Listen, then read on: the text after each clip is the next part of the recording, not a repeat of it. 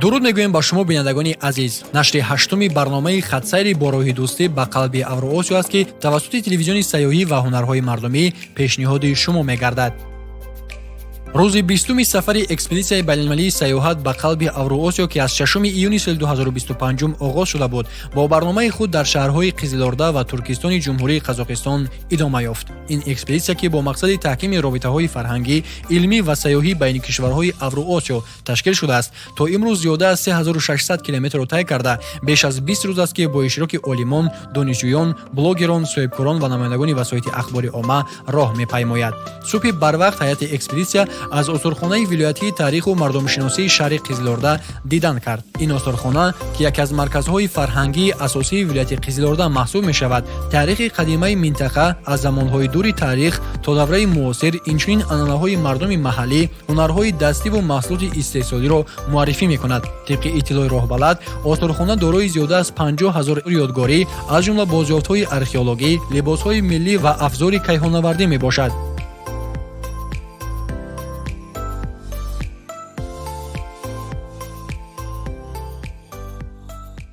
Вы знаете, я поняла, насколько мы мало знаем о наших соседях и насколько важно знать историю своих ближайших соседей и друзей. Потому что, я не знаю, наверное, 90% я открыла для себя впервые.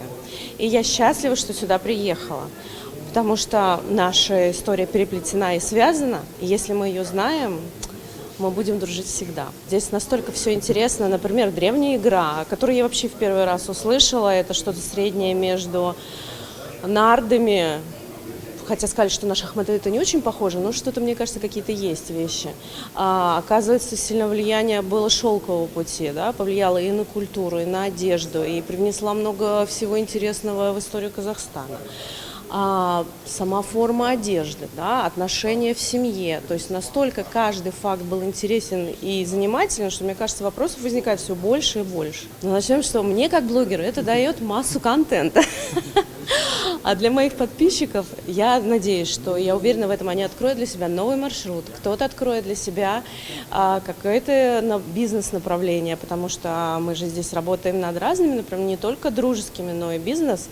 Будем заниматься, выкладывать свои видео, например, в Vibes, новую социальную сеть. Соответственно, чем больше людей узнает о том, что мы посещаем такие интересные страны, тем больше мы будем обмениваться с ними своими, я не знаю, энергетиком, позитивом, контактами, бизнесом, историей, культурой. Это же прекрасно.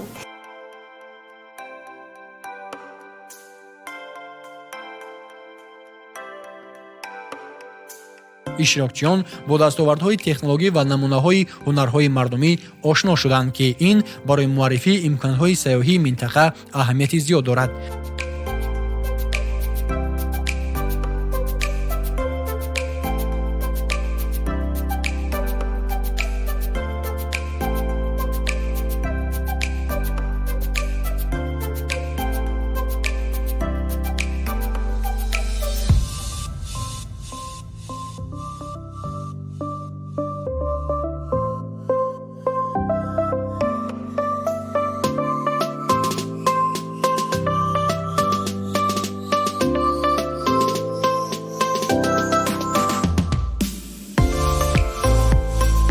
дар идома ҳайати экспедитсия аз маркази анаға тағазм таъзим ба модар боздид намуд. ин марказ, ки ба фаъолияти занони фаъол ва модарон бахшида шудааст, нақши занони қазоқро дар соҳаҳои хоҷагӣ, фарҳангӣ ва иҷтимоӣ таҷассум мекунад. тибқи иттилоъ, ин муассиса барои дастгирии оилаҳои ҷавон, ташкили курсҳои омӯзишӣ ва таблиғи арзишҳои оилавӣ фаъолият дорад.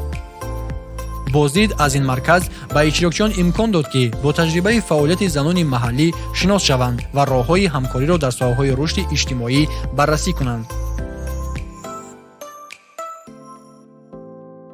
пас аз нисфирӯзӣ, экспедитсия бо 25 нақлиёт ба самти шаҳри Туркистон, маркази вилояти Туркистони Ҷумҳурии Қазоқистон ҳаракат намуд. Туркистон бо мақбараи Хоҷа Аҳмад Ясавӣ, ки ҳамчун намунаҳои меъморӣ ба феҳристи мероси ғайримоддии ЮНЕСКО ворид шуда маъруф аст, яке аз муҳимтарин марказҳои таърихиву фарҳангии Осиёи Марказӣ мебошад. дар ин шаҳр ҳайати экспедитсия дар меҳмонхонаи панҷситорадори Каравансарай бо истиқболи гарм пешвоз гирифта шуд. ин меҳмонхона, ки бо тарҳи анъанавии туркистонӣ сохта шудааст, шароити муосири хизматрасонӣ ва фазои фарҳангии хосро барои меҳмонону сайёҳон пешкаш мекунад.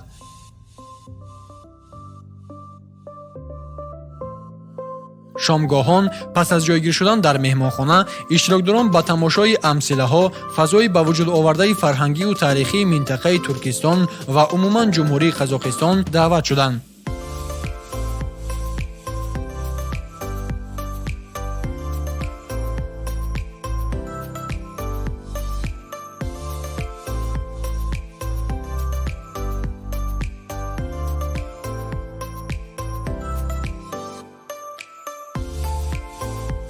рӯзи 21-уми сафари экспедитсияи байналмилалии сайёҳат ба қалби Авроосиё бо барномаи муҳими фарҳангӣ ва таърихии худ дар шаҳри Туркистон ва Шимкенти ҷумҳурии Қазоқистон идома ёфт.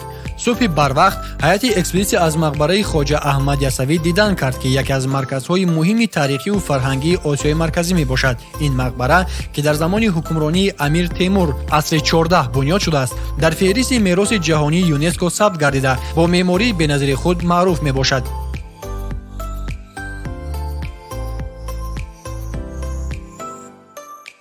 Я Татьяна Тазеева-Гриценко, профессиональный тревел-блогер, ник Happy Baby Travel.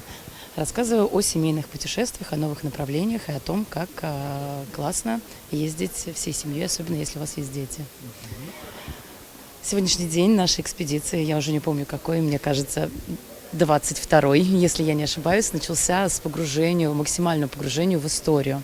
Мы посмотрели мавзолей, мы сейчас находимся над реконструированным городищем, и вот такой вот исторические коннотации помогают нам понять связи сразу, получается, двух территорий. Я была до этого в Узбекистане и вижу, как перекликаются эти места. То есть мы говорим о единении культур. Сегодня мы это узнали, увидели своими глазами. Смотрите, это первая точка в Казахстане, в которой мы увидели, что как им нравится привлекать туристов. До этого мы были в разных местах, мы смотрели города, но это были больше научные у нас такие вот погружения, это были у нас больше какие-то бизнес-касания людей, с которыми мы общались. А здесь у нас прям максимальное вовлечение в историю, и это радует. Мне нравится, как организовано в Казахстане именно это место, потому что оно реально направлено на увеличение туристической привлекательности республики. Я бываю сейчас в тех местах, куда раньше самостоятельно не ездила. Я самостоятельный путешественник. Вот в Казахстане я была, но не в этом месте. И, соответственно, я сейчас все увижу, расскажу, а люди потом поедут, моя аудитория, мои подписчики, они поедут, я уверена, они всегда присылают потом открыточки с мест, где они бывают, по этим местам. Главная моя цель, задача теперь их красиво показать и привлекательно. В Таджикистане я еще не была. Это древняя страна, древняя территория, культура специфическая, которую я хочу посмотреть. Я хочу посмотреть, чем она отличается от других культур Средней Азии. А еще представление какое есть. Я думаю, что там много белого и много зеленого. طبق اطلاع راهبلد مقبره نه تنها زیارتگاهی مهم برای مسلمانان بلکه مرکز فرهنگی است که تاریخ رشد صوفیسم را انعکاس می‌کند. بعداً اشتراکچیان به شهرک تاریخی کلتبه سفر کردند که به عصر دوی پیش از میلاد تعلق داشته یکی از قدیمی‌ترین مکان‌های آرکئولوژی منطقه محسوب می‌شود. این مکان با یادگاری‌های سنگی‌اش و اهمیت تاریخی خود برای آموزش تمدن قدیمی مهم ارزیابی می‌گردد.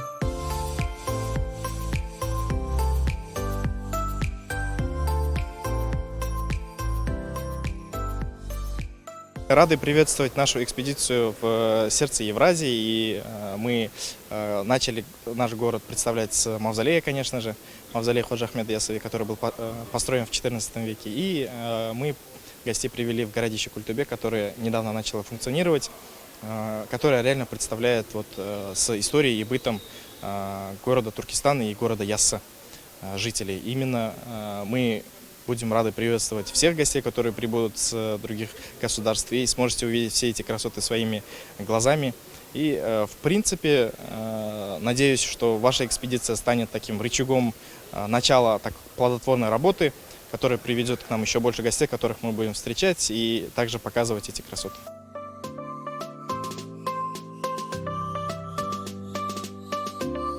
дар доираи барнома ҳайати экспедитсия аз осторхонаи миллӣ мангоҳи таърихию фарҳангии ҳазрати султон боздид намуд, ки ба мероси хоҷа Аҳмад Ясавӣ бахшида шудааст. ин осорхона дорои ёдгориҳои нодир аз ҷумла дастхатҳо, ашёҳои рӯзгор ва асбобҳои динии асрҳои миёна мебошад.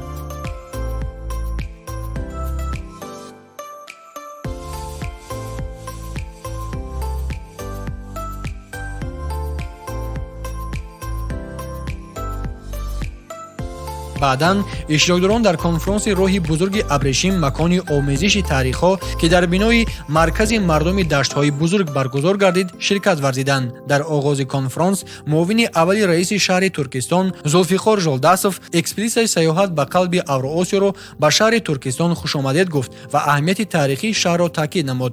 ислом назаралиев роҳбари маркази байналмилалии ҳамгироии минтақавӣ бобати нақши шаҳри туркистон дар хатсари экспедитсия ибрози назар кард. дар рафти конфронс мавзӯъҳои монанди иқтидори сайёҳӣ ва рушди Туркистон, нақши таълимоти Хоҷа Аҳмад Ясавӣ дар ташаккули расму оинаҳои қазоқ, култубе ҳамчун рамзи тамаддуну маънавият ва дигар мавзӯъҳо баррасӣ шуданд. тибқи маълумот, шаҳри Туркистон яке аз нуқтаҳои муҳими роҳи бузурги Абрешим буда ба табодули фарҳангӣ ва тиҷоратӣ дар асрҳои миёна мусоидат кардааст.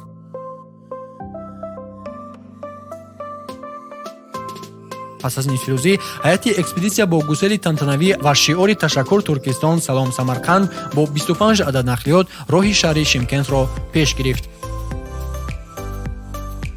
дар идома дар вилояти Туркистон иштирокдорон инчунин аз мақбараи Аристонбобо ки ба асри 12 тааллуқ дошта зери ҳимояи ҷумҳурии Қазоқистон қарор дорад дидан карданд. ин мақбара бо арзиши динӣ ва таърихии худ барои зоирони маҳаллӣ ва хориҷӣ аҳамият дорад. Очень красивая архитектура, и это в сочетании с таким теплым, ласковым каким-то ветром, как будто бы ты приезжаешь уже на курорт, где можно расслабиться, отдохнуть. Очень приятная атмосфера. Отель мне очень понравился. Караван-сарай, в котором мы были приняты, вся наша экспедиция. Классный сервис, классный уровень, очень чисто. Я до того, как приехать вообще в эту часть, да, в азиатскую, ничего про нее не знала вообще. И часто же бывает, что мы общаемся с теми, кто очень схож с нами. И я понимаю, что моя аудитория тоже не очень хорошо вообще знакома с Азией.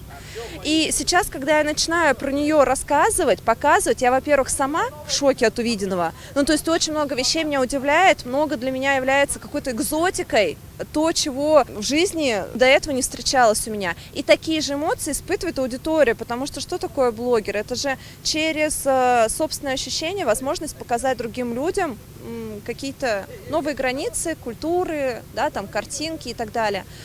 И как раз это вот тот случай, когда можно людей познакомить с чем ты знакомишься сам. Мне уже один из представителей нашей делегации из Таджикистана показал фото и видео.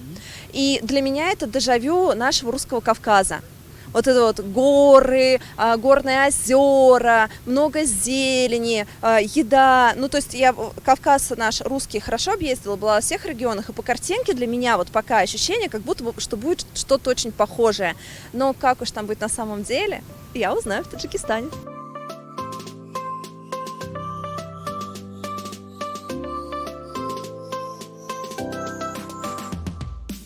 баъдан ҳаят ба шаҳраки таърихӣ Отрар сафар кард ки яке аз шаҳрҳои қадимаи Осиёи марказӣ буда дар асри 13 вайрон шудааст. Отрар бо ёдгориҳои археологии худ ва аҳамияти тиҷоратиаш дар роҳи бузурги Абрешим маъруф аст. ҳамин тавр шоми 21 сафар ҳайати экспедитсия ба шаҳри Шимкент, яке аз бузургтарин шаҳрҳои Қазоқистон бо аҳолии қариб 1 миллион нафар ки маркази иқтисодӣ ва фарҳангии муҳим мебошад, расид.